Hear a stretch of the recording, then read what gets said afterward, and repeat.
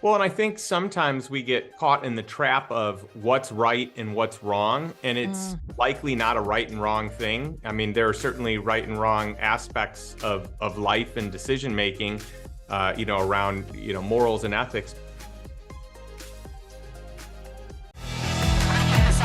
Great, energizing life. Build a better happiness. All Thank you, right. Justin, for joining us today on PivotMe. Hey, Pearl, I'm glad to be here. Thanks for having me. Absolutely. So I'm so glad that we got connected. We got connected through Hal Elrod, and he said, "You've got to interview Justin. This will be an amazing interview." So he set the bar high for you. Well, Sorry.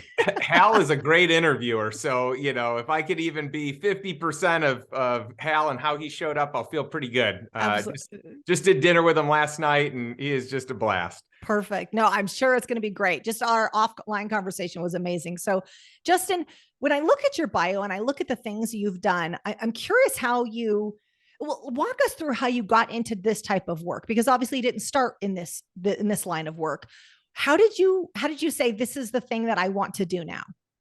Well, it's interesting. I think at different stages of life, I've just given myself enough time to gain clarity. I mean, at certain stages, I guess I've been so busy going from one thing to the next thing to the next thing, where it's just total reactionary mode. I don't have any time for me. I don't have time to think. It's just one activity to the next, putting out fires. And I just find at a certain period of time, it just becomes really draining or just really unsatisfying. And so the better I have been at plugging in time to just think, to have technology free time, to just block off time so I cannot be interrupted, or what I often like to say is interrupt my interruptions, that's where I found clarity in figuring out next steps, next moves. And I kind of have this journal list of questions that I go through as I get stumped, as I feel like, hey, it's time for a pivot. It's time for something new. It's time to kind of break free from what I've been doing, or the identity that I've had, here doing this, because I need to reinvent myself, or it's a new season of life or business. And so for me, I've just found lots of clarity in kind of looking inward and finding the space, creating the space. It's not finding it. Yeah. If Agreed. you create it, it will be there. Yes. And I know all the answers lie within me, even though I can utilize other people to maybe speak in and get things started. So I've had some pretty awakening moments and aha moments, just reflecting on what it is I want, who I want to impact, what things actually light me up, as opposed to drain my energy, and then really pivoting to focus on those things. So Justin, if I heard you right, there's sort of this kind of inkling that I'm ready for a pivot. Like there's a feeling inside of you, and then you turn to your journal and these sort of standardized list of questions, and then that helps kind of bring it to fruition. Yeah, and I also have other friends that are really good question askers, so I might engage them and try to get the parties that don't have the biases that I have, like who's emotionless or emotion free on these topics, that they don't have a vested interest, like maybe a corporate employer is going to have a vested interest, or a business partner, or I think even like with spouses, there's like so much they have a dog in the fight. Yeah, but they do. So who is truly an independent party that can speak into your life? I think that's just so important and so rare to find those people. Agreed.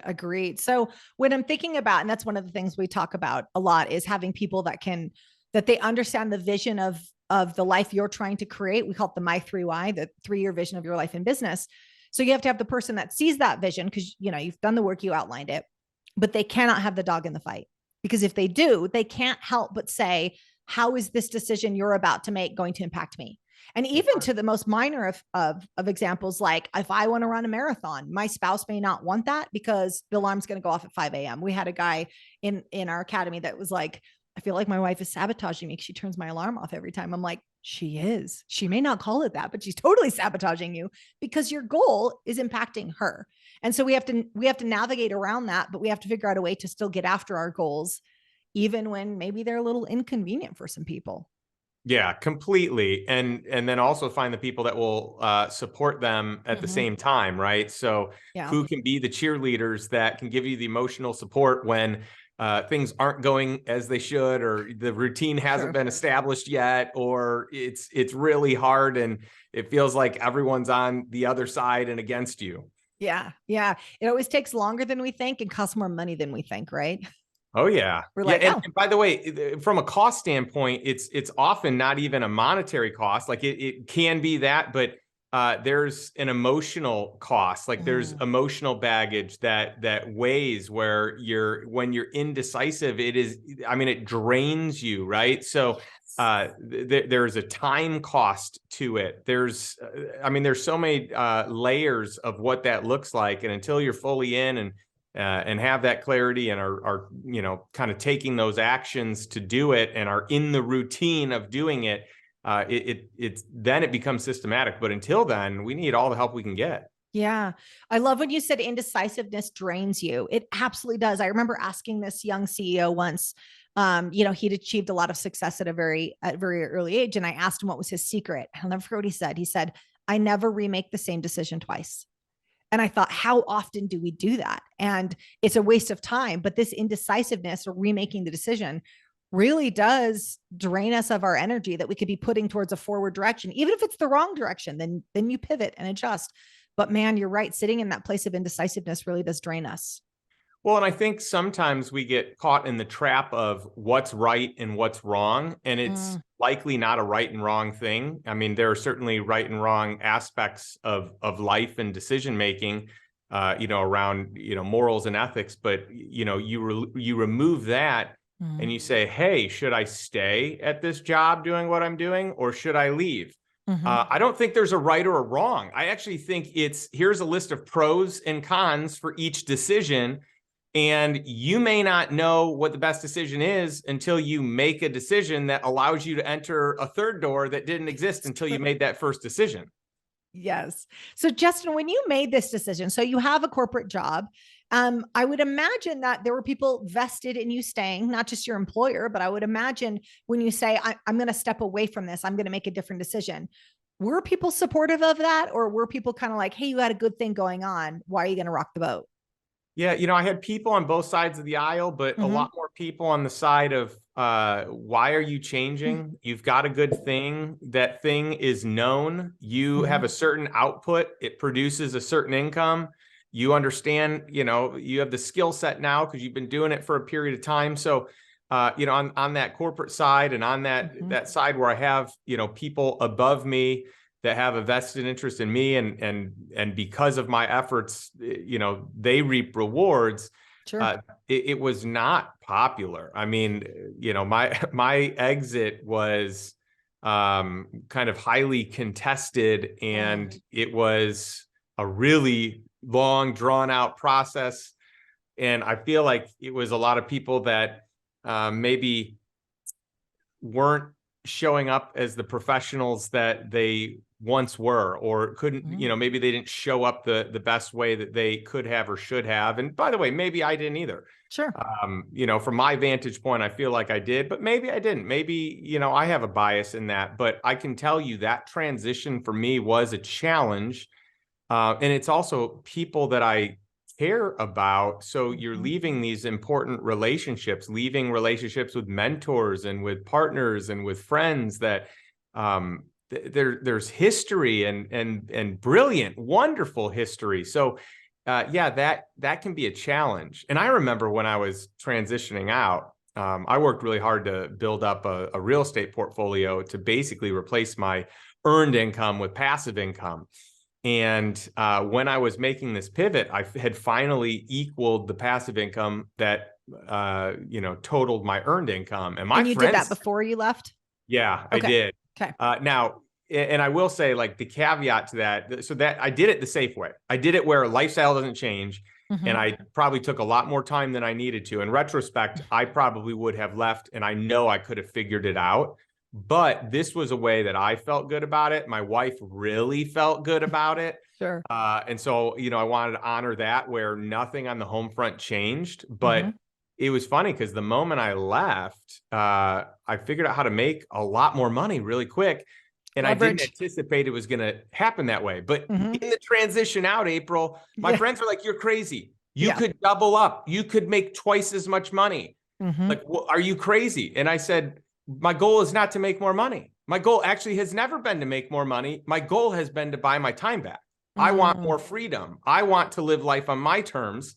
I want to pursue the things that fill me up and bring me joy, and where I'm living full of passion, and I'm not feeling that in my current role. So if I leave and my expenses are covered, then I can take the time to figure out what those activities are. I think that's so important that you were able to discern that their goals were different than your goals. Their goals was the pursuit of more money, which is fine.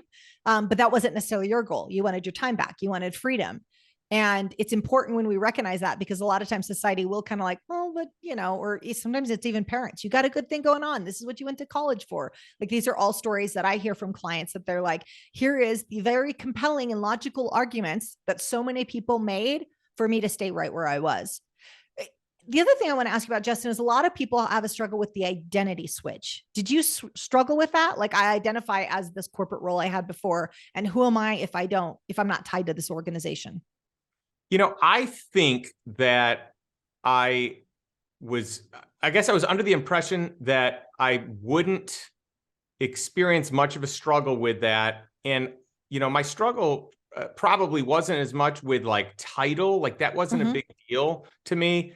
But it was leaving the relationships and the people that I cared about. So for me, I actually felt this void for a little bit of like, well, the people I poured into, I'm no longer pouring into. The people that poured into me are no longer pouring into me. The people I travel with, I'm not really traveling with them. So, my identity, I think that it was a little more relational. It's like, how do I fit into the equation versus like my title was this, or my role was this. So that for me was a little bit of a transition, but I think everyone's got these handcuffs in some way, shape, or form. And for most people, it's tied to the quality of life that they've built, right? Like the golden handcuffs, like I earn this much, my lifestyle costs this much. If I leave, my lifestyle changes. But I think you have other people that, they're kind of handcuffed to the safety and security of like the known factor, like, how much you're making, what you have a job, right? And I think that not everyone thrives off of that. I think that, there's plenty of people in the world that they need that safety and security, and they're a slave to their job, their business, their whatever, because of that. It's harder for them to leave. But each of us need that variety and need something new and need the ability to be a student again in something, to be able to learn and grow. And I think when people experience that, and I mean, really give themselves permission to go back and kind of start over somewhere new, it is just a magical place to live. Give yourself permission. That's a really good way of putting it. And one thing I want to point out for the pivoters listening, not everybody is meant to be entrepreneurs. Let's be clear about, like, there is nothing wrong with being a W-2 earner at a corporation. And if that meets your needs, there is nothing wrong with it. Owning a business is only for some people, and it's not for everybody. And there's no like right or wrong in that.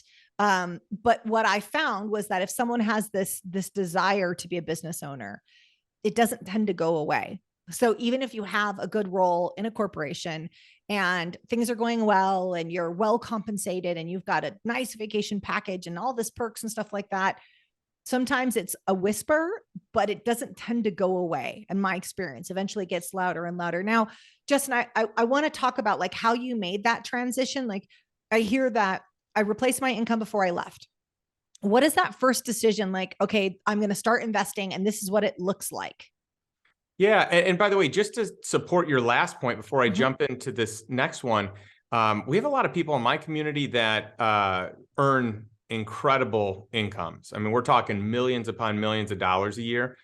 And so many of these people are leaving that, the safe, the cushy job, we're talking extremely high pay, like not top 1%, like top 1/4% in annual income. And they're walking away from it because they've gotten to a point in their life where they want to pursue something more valuable to them than money. Mm-hmm. And that most people will experience. I think the younger years, a lot of people maybe over prioritize the financial aspect of what they do, like what they can earn, what that means, what, focusing on net worth, which Mm-hmm. for most people is like this, it's paper money. It's not even tangible most of the time, Yeah. right? Yeah. But I think later you learn that there are things more important, and hopefully we learn it sooner than later. Sure. Sure. I have a good friend that says time is life's money. Yeah, And I was that's like, good. that's so true. Like time is one of those non-renewable resources. So buying back your time, regardless of how much you could get paid by somebody else. And that's what you did, right? I mean, That you don't is. work nearly as much as you did for the corporation before. That's right. Now it's I get to work. It's not that I don't want to work. I love working, but I get to work on things that give me energy every day, and I Yeah. get to set my schedule, and I love extended weekends. So I generally work my Tuesday to Thursday schedule, and I love it because I've got projects that are important to me and people that I'm passionate about, and that's wonderful. But I have extended weekends. I've got time for creativity. I've got time for friends. I've got time, like my family gets good quality time every week. And so that to me really fills me up. Yeah. And Yeah. you had asked me earlier, like what was my transition? What was my pivot? Mm-hmm. And I got to tell you, it was really nerve-wracking for me because well, first of all, I had a friend that was buying single family homes and doing rentals. And by every, metric or measurement of success, you'd say this guy's doing really well. Mm-hmm. But he said, man, this thing is such a grind. It takes so much work. It's like I'm managing so much. Like I went from having passive income to like getting more things to like kind of, buying myself a job. Like my business owns me. I don't know my business. My business owns me. And he's like, I gotta transition. So he sold his single family home portfolio, and he's like, I'm gonna buy a mobile home park. And I remember thinking, you're gonna do what? Yeah. He's like, yeah, do you want to go to a boot camp with me? And I'm like, no, that sounds Do horrible. not want that. I have a dentist No. appointment I'd rather go to. Right. And so he goes to this boot camp and comes back and buys a mobile home park and starts, I'm an observer. I'm watching him. He's doing really well. And I'm like, oh, wow, this thing's really cash flowing. And, at one point I was lending him money. He was paying me a return, and then he was making an even bigger return. I was like, well, why should I keep lending you money? Shouldn't I just do this? Like you're paying me 10%, but what if I just did it? Could I make 20 or 30 or 40% of my money? And he's like, yeah, I am. And so he showed me his financials, and I was like, okay, I think I am going to go to this mobile home park boot camp. Yeah. And so I learned how to do it. But my very first park, man, I'm telling you, April, I was scared to death. This is the most money I'd ever invested at any point in my career. It was a $65,000 investment. That was a lot of money for me. I remember waking up in the middle of the night, having, cold sweats. Like, what am I doing? Am I just throwing this money away? Are these people going to take, are they like, am I going to be good at this? Are they going to take advantage of me? And so I was really nervous until I finally got out of like the emotional state of, let's be logical, not emotional. Yeah, I've never done it before, so there's going to be nerves, but my friend has done it. And then the person that taught me how to do this has done it. And then I met a bunch of other people that were learning to do it or already did it. And I was like, well, if I just follow the playbook, I'll at least be like 70% as good as them. And 70% is better than what I'm doing right now. Yep. And so that was it. It was like the logic had to kick in. I had to give myself permission to feel what it was, but then say, no, let's get out of the emotional space. Let me get into logical space. If I have the playbook that works for everyone else, in time, I can get good at it, even if I'm not at the beginning. And that was such a great decision. It gave me the confidence to move forward. And then I stopped waking up in the night, freaking out, realizing that the plan works. I think that's where so many people get it wrong, Justin. I'm so glad you mentioned this, because one of the things we talk about at PivotMe a lot is what I call a design peer group versus a default peer group, which is actually my next book. we forget to design who we're spending our time with. And whether that's on a personal level, whether it's other happy couples, whether it's people that prioritize fitness, it doesn't matter what it is, but whatever we're trying to get to 3 years from now, we have to build a network of people. We have to build a peer group that not only supports it from a cheerleading standpoint, that are a couple of steps ahead of us. And so I think where so many people get it wrong, and I got it wrong for years as well. I tried to do it alone. Like I would read a book and I was like, oh, that's enough. I'll just go do it. But I didn't know a single other person who'd done the thing. I mentioned to you, I became a real estate investor at 20, I think it was. I didn't know anybody who invested in real estate. I got my Rich Dad, Poor Dad book, right, which was on tape. I had tapes of that and Tony Robbins, driving around my little Toyota Corolla. And I was trying to do it based off of a book, and I didn't know a single other person who was doing it. And if I would have known people, it would have made it so much easier, so much easier. And I think that's where so many of us get it wrong. I think we don't find the people, partially to protect our ego, partially because if we fail, then nobody actually knows that we tried. We're not really afraid of failing. We're afraid of failing publicly.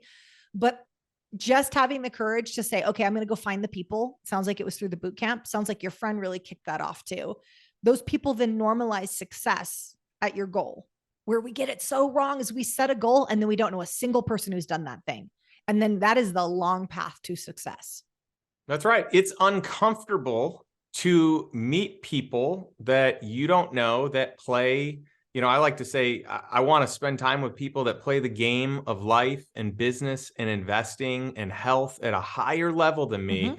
Yep. Because they're going to pull me up to their standards. I'm very confident I'm not going to drag them down to mine if I have enough of them around. And so that's the goal. It's like, how can I be a student?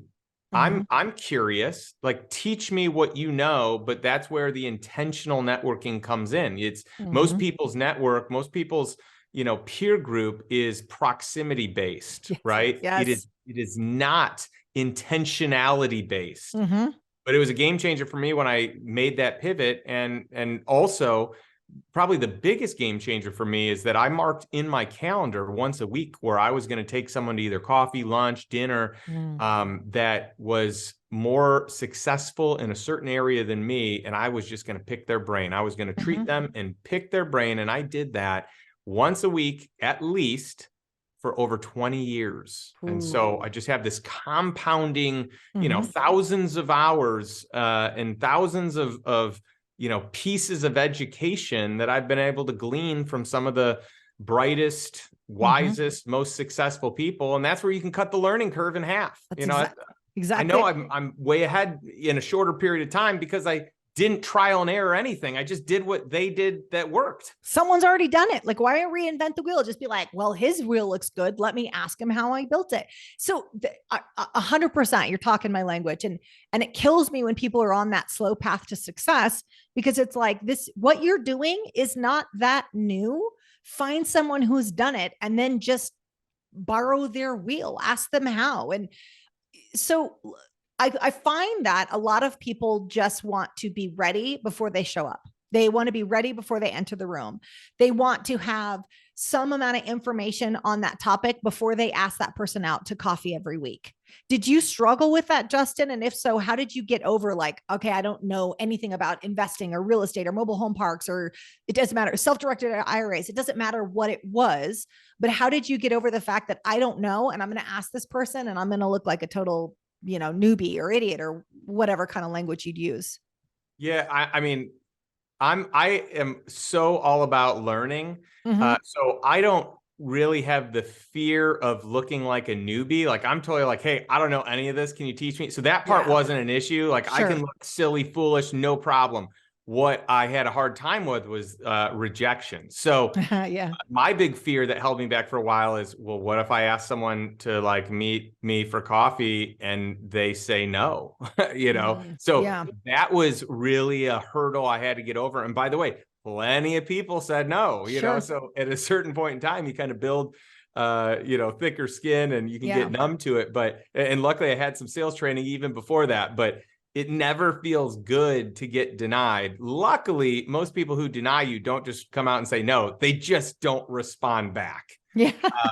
So it's kind of like they don't come back and say, you're not good enough. Yeah. So once I got over, and that's an ego thing, right? It's like, once I got past that, once I stopped taking that stuff personally and realized, hey, it has nothing to do with me. It's like these people are super busy, or these people have, the timing's not right. They just had a baby. They, whatever it is, like I got to just not take anything personally. And it's a numbers game. If I ask enough people are going to say yes. And the more successful someone is, as they're getting to like a season change in their life, where they move from success to significance, they want to pour back in. They want to mentor others. They're happy to give time. Yeah. You just got to get them in that right season.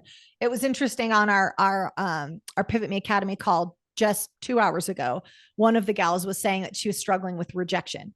And I said, well, keep in mind, you're not necessarily struggling with rejection. When Sarah looks at you and says, no, I can't go on Tuesday, that's not a struggle. It's the story you tell yourself about the rejection. That's the struggle. And I said, do you know the story you're telling yourself? And she's like, oh, and then she actually said the words, it feels like abandonment. And I was like, where else has that shown up in your life? Anyways, that turned into a larger conversation. But if you're struggling with rejection, it's because of the story you tell yourself about the rejection. Like, oh, I'm not good enough, or I knew I should have got a degree in this first. I knew I should have got that certification. I'm too young. I knew that they thought I was too young. We've got some pre-rehearsed, like well rehearsed limiting belief that we just reach back and go, oh, this is why they rejected me.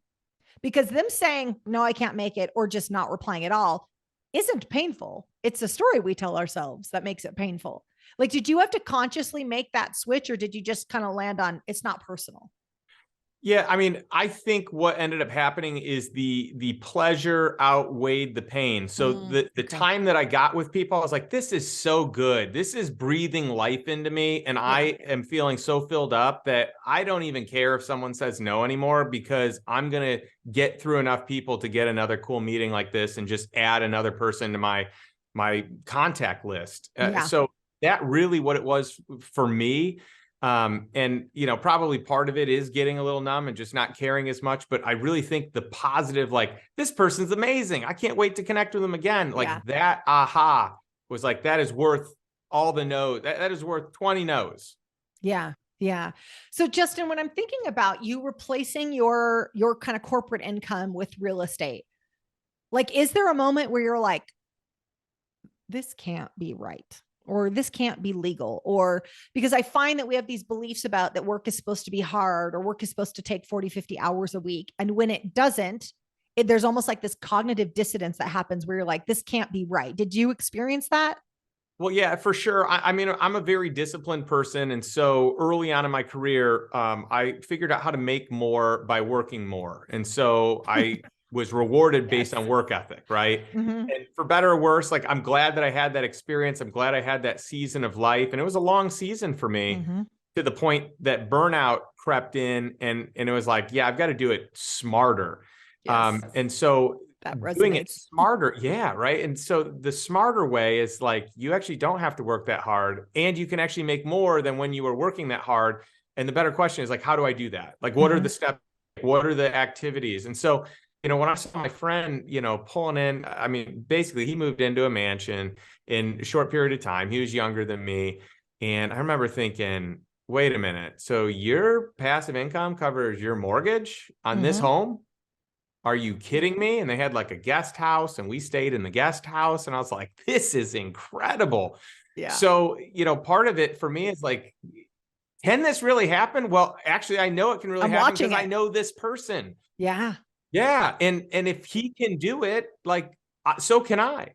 And I just want to point out something. It was quick, almost Justin. like, sorry to interrupt, but you didn't reply with resentment. You didn't reply with why him and not me. What did he do? What's his inside? I just want to point that out, because a lot of people, they turn towards, oh, they must have known something. Oh, it's nepotism. Oh, it's this, it's that. They must have had money from somewhere else. That's really important, because you can't learn when you're resentful. Instead, you're like, look at his success. I want that for me too. I'm happy for him, and I want that for me. For sure. And by the way, and I looked at it as like, he can mentor me in how to do it. Yeah. So not only I ask him do I have confidence that I could do it, right? But he was doing it and doing a great job. And I'm like, hey, will you take me under your wing? I mean, you kind of have this thing figured out, and I'd love to kind of play the game too. We can help each other. Yeah. So what did that look like? So you have the one mobile home park and you're like, it's working. I can't believe it. This is amazing. Like, what's the next step after that? Well, the first mobile home park, so the goal in buying the first property was to replace my wife's income. So she was a Okay. teacher at that point in time. She had a very fixed schedule, not a lot of free time outside of the summer. Sure. And so, and work-wise, we were just on opposite schedules. You know, my busy time was in the summer. She was off in the summer. And so I wanted us to get on the same schedule. She couldn't travel during the school year. Teachers, you know, don't have that flexibility during the school year generally. And so one fell swoop, we bought this mobile home park. The profit that we made on that covered what she was making for the year. So she Wow. stopped working. We shortly thereafter that had our daughter. I bought another park, and that one covered our survival income. So just, I mean, not lifestyle yet, just bare minimum, like mortgage, utilities, car payments, you know, all that, groceries. And then I bought another one, and that covered our current lifestyle income. So, you know, at that point in time, we were making about 10,000, we were spending about 10,000 a month. So it was about 120,000 a year. And so we were able to cover that in just the third property. We got a fourth one, and that gave us surplus income, a fifth one. We had an exit in there that we 1031'd into a couple more properties. So we had some big growth. And just, you know, a good amount of capital to put to work because of that sale. And it kind of quickly became a problem. Like, the original problem is we don't have any passive income. And then it's like, we don't have enough passive income. And then it's like, whoa, we have way more passive income than we know what to do with. Gonna get taxed. Yeah, we got to figure out, like, actually how to manage money, how to pay less in taxes, you know? And so that was, you know, kind of the evolution of the lifestyle investors, figuring out, like, how do we live an epic life, and how do we bring others along with us, and how do we teach them the things that we've done? How do we expand and diversify the portfolio so that way it's not all in one asset class? Sure. I don't want to be top heavy in case something happens. Sure. And so, you know, that's really where I got my start in figuring out, like, well, how do you invest in, you know, debt or, you know, private credit? How do you invest in operating companies? How do you buy companies in full? How do you invest in equity in parts of companies? How do you, you know, invest in the crypto space, in the e-commerce space, in music royalties, in original content, you know, and I got to take this deep dive into everything out there to figure out how to become more savvy as an investor, how to become more savvy as an entrepreneur. During this time, I started a company with a couple of friends that ended up taking off, and just recently got its Series B, which is a single family home maintenance company for the institutional investors. So just a lot of things kind of you know, aligned as I made the decision to create think time in my schedule to figure out what the ideal life looked like for my family and for me, like what would fill me up the most, and how can I be a good steward of the money that you know, we're being blessed with. Sure. When you said think time, are you a Keith Cunningham fan?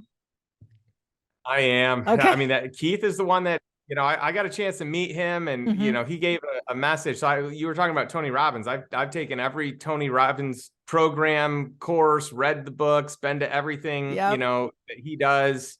And I met Keith at one of his events, and then at Business a second Mastery. event. Yeah. And so, you know, I got to know Keith a little bit better. And before he ever wrote his books, the Road Slightly Less Stupid, I think is The Road Less Stupid. Oh God, it's one of my favorite business books. It's so good. But I had this think time. And so today, like, if I pull up my calendar, you'll see every Friday I have think time. It's technology free. And it is just a place for me to be proactive instead of, a lot of the time, most people are reactive, right? Out fires, moving from one thing to the next.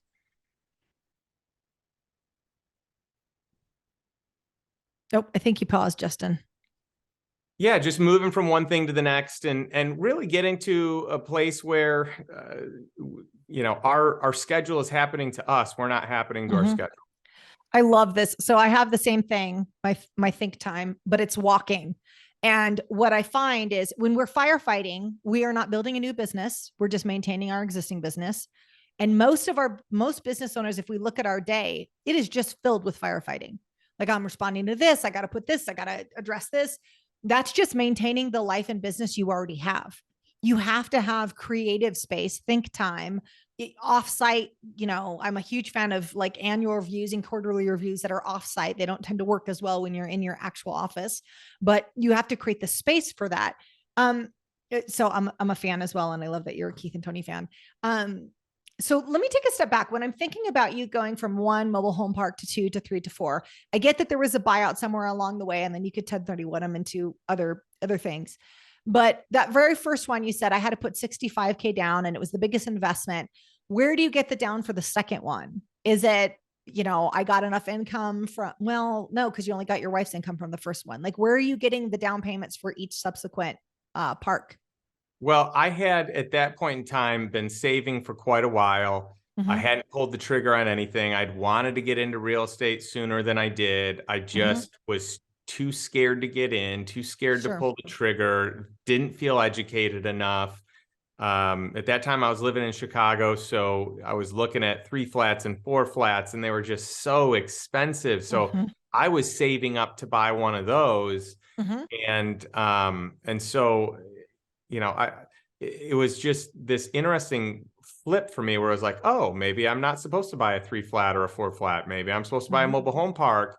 And oh, would you look at this? This mobile home park costs less than a 3 flat or 4 flat. Actually, I could buy 2 mobile home parks for the Mm-hmm. same price as one 3 Sure. flat. So I could buy a 3 flat for $1 million, or I could buy 2 mobile home parks with 100 units versus 3 units for the same $1 million. It's amazing. And I could get a bank loan for 80% of it, or seller finance. What I ended up doing is negotiating a seller finance. So I only had to put 15% down Okay. on my first 2 deals. Perfect. Perfect. Did they carry the note the whole time, or did you end up They did. refinance? They did. Oh, They it's still are amazing. carrying the note today. I love it.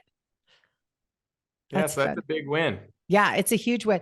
Well, and this is again why it pays to have someone who knows about this. They can give you insight, because you're going to think, oh, it's like buying my home, and you go to a traditional bank and then you put 20% down, and the rate is what the rate is. There's not. Like, deals can always be negotiated. Rarely are they set in stone. And that's a piece that I remember when I became an investor, I really had to kind of open my mind to, okay, just because that's what they're asking for, that's the terms that they want. There's a lot more ways. There's lots of ways to skin a cat. And I know that you've done seller financing a few times, and that's worked out really well. When did you decide, Justin, though, that you're going to teach other people how to do this? So I love that you got taught, you had a friend, and then you went to the boot camp, and then this whole new world opened to you. Like, what does that decision look like when you say, I'm going to teach other people to do it? Well, I've had friends for years asking me to teach them the mobile home park business, ask me to teach them, I got into other real estate as well. I started, investing in companies. I started a couple different companies. And so friends were just like, hey, I want the playbook. Yeah. Can Mm-hmm. you write a book? Can you teach a course? Can you do something? Mm-hmm. For the longest time, I was just kind of resistant to it. I just didn't want to make the time doing it. Mm-hmm. And I had a friend that said, well, not only could I benefit from this, but a whole bunch of other people could. And I Yep. know that you are like equipped to do this. Mm-hmm. So how would you feel if you passed away and your daughter never learned any of these financial strategies that you've figured out in life? He went for the jugular. He Like, he pulled did. up your lineage, man. Wow. He Okay. did. So, I mean, we were literally walking around Town Lake here in Austin, and it was like a punch to the gut. Mm-hmm. And so I literally started writing a book the next day, which was really cool. Wow. And I didn't have a title. I didn't know what it was going to be. I just didn't know. I just started Mm-hmm. capturing my thoughts, and asking people, people that I had coached over the years in different, different things, whether it be starting a business, scaling a business, recruiting, sales, passive income, mobile home parks, other types of real estate, single family rentals, whatever it is, just all the people, like, what are the main things that you've learned from me over the years? And then I just was able to incorporate that into the book.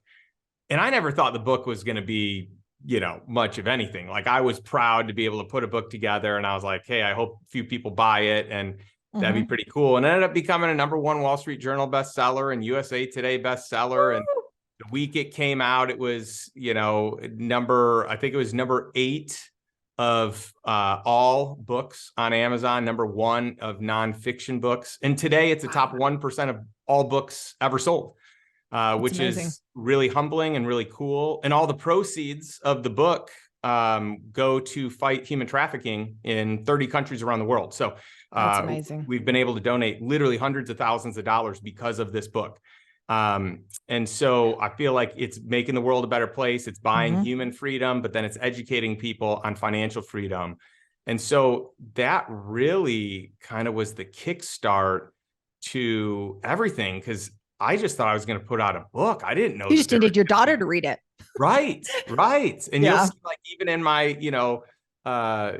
dedication, it's literally a book for her. And we expanded on it, came out with some different iterations and additions, and it really has become much more robust, and, started a podcast just because of the demand, called The Lifestyle Investor, and different courses, master classes, a mastermind, all kinds of different programs and products around it. Yeah. And it's just really created a cool network. And for me, I get to see people every day having these financial victories and buying their time back and living life and doing epic trips around the world. And just really, I feel like I am living this dream life because I'm helping other people unlock their dreams and unlock their freedom. And it's very rewarding, because you only get to do it once for yourself, and it feels good. But I mean, you talk to anyone that's had a big exit, talk to anyone that's inherited, a big sum of money from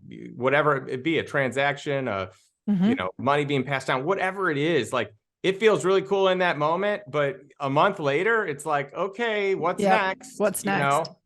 And so this is like the gift that keeps giving, because people you get to watch it. Yeah. Better. Yeah. You get to watch it. That's so amazing. Like, you really did create a legacy in this, because what you've given people never goes away. Like, once you're teaching someone how to fish, if you will, that skill doesn't go away. Now they know how to do that, and they can go on and they can teach other people how to do it. But I mean, have you really sat back and appreciated how the thing that you're teaching people to do will forever change their lives and their families' lives? Well, it's really rewarding, and I probably don't fully understand, the gravity of impact.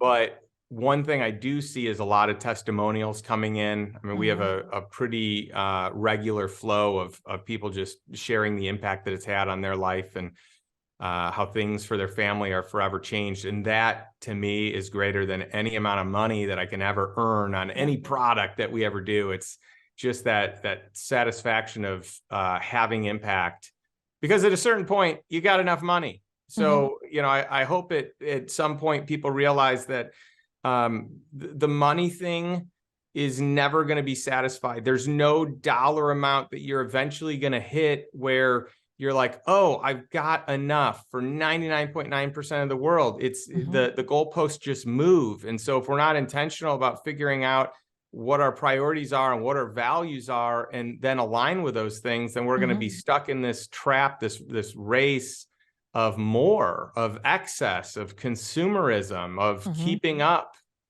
And so I just think that, I mean, there's plenty of studies that show at certain amounts, there's not more. I mean, no more happiness. Show that there's an amount of money where you can get happiness, and joy from, but there is a threshold with which the extra from there isn't impacting it.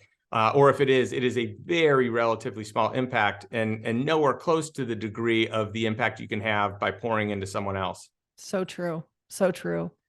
Justin, what is something that So we talked about some of the things you get to do because of the business you created, that, your schedule's usually Tuesday to Thursday. You got a lot of good quality time. You've got time for projects and stuff. What's something that you don't have to do anymore because of the business you created? Well, I mean, I kind of look at all the things that I don't enjoy doing in general, and I just love having the ability to hire for every one of those roles. So I take great joy in paying people to do things. So I don't like manual labor. I don't care for like details. I can do it. It drains me. So from an operational standpoint, I'm done operating any business ever. I am the happiest person in the world paying a great income to people to operate the businesses that I'm part of. Basically, I kind of look across the board, like what are the 20% of activities that generate 80% of the results? Should I be doing those? Is there someone better? Can I bring someone in that's just as good, if not better?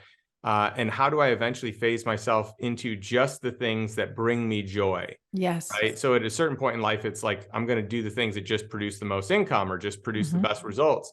And sometimes those bring me joy, but sometimes they don't. Sure. And I'm just in a season in life where I just want to do things I really enjoy. And some of those don't bring in a lot of income and some of them do, but I'm just focused on the things that light me up. And then I want to hire best in class for anything that is a real, mover and shaker in the business, in any of the businesses, whether it be lifestyle investor or, the 300 plus businesses that our team has, a financial commitment to. Sure. Justin, what almost got in your way? Like now you have this great quality of life and these great businesses, but what almost stopped that from happening? I mean, there's a number of things that almost got in my way. I'd say I almost got in my way, or I probably did get in my own way. I think the idea that I need to do everything myself because I'm the best at it, that probably slowed me down tremendously. Before I realized that I should be, I can't be the best at 5 different things at the same time, even if it was the only thing, maybe at that point I'm the best. But then the reality is, why can't I train someone to be better than me if that's the only thing they do? Sure.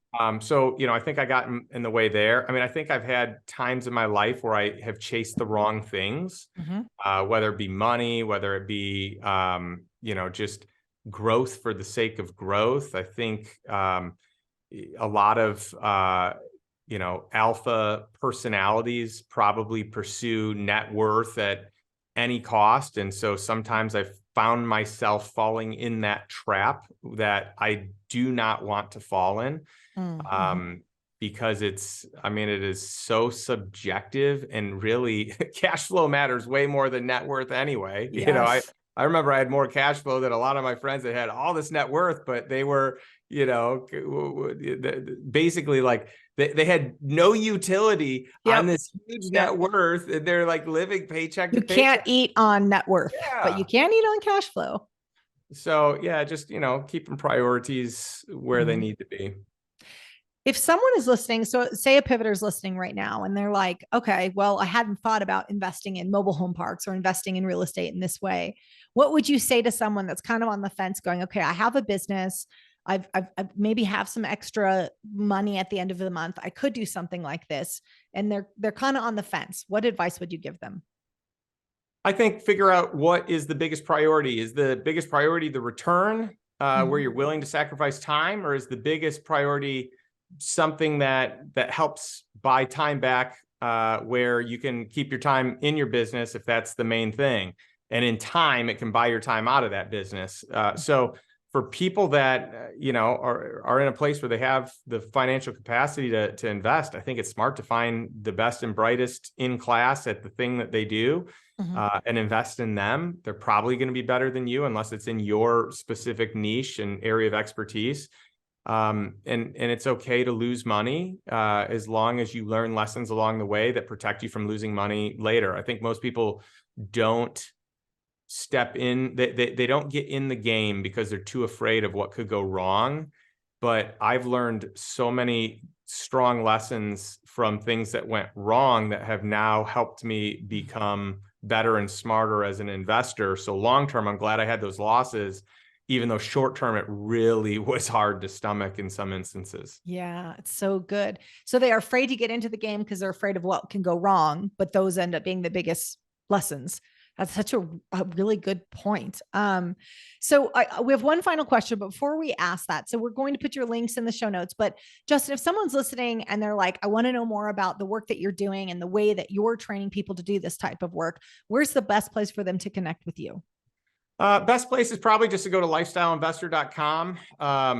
We have a number of different programs and products, from free to, high ticket, anywhere from, a blog and a podcast to online course, mobile home park masterclass, passive income masterclass, lifestyle investor mastermind, and several other products in the works. But one of the things that I'm happy to offer to your audience, for anyone that may be interested, is if they want a free strategy session for next steps, like what should I do? Yeah. How do I I always wrap up my podcast episodes by saying, what's one step you can take today to move towards financial freedom and to move towards a life by design, not by default?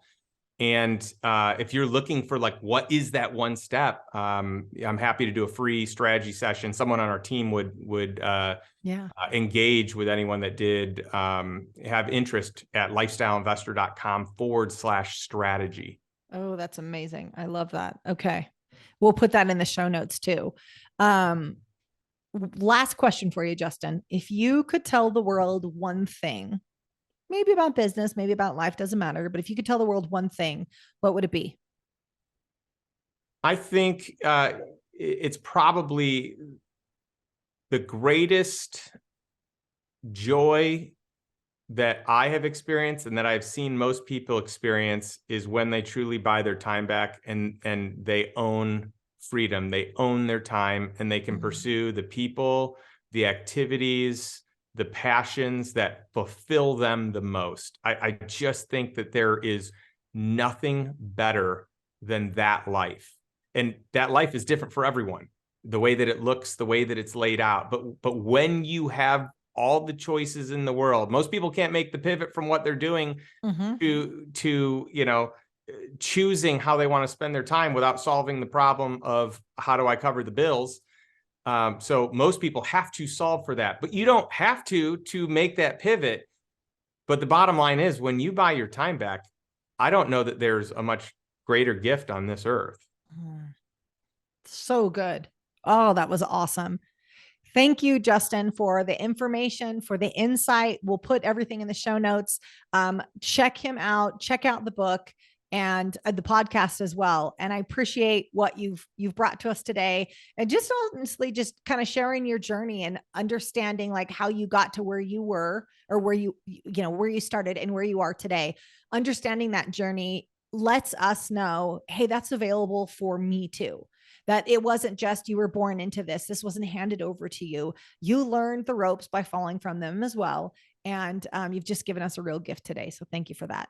Well, thanks, April. It's always great to connect, and I appreciate being on your show and really just getting a chance to hang with you. You are a ton of fun, full of energy, witty, just easy to hang out with. So thanks for having me. Absolutely. Thank you.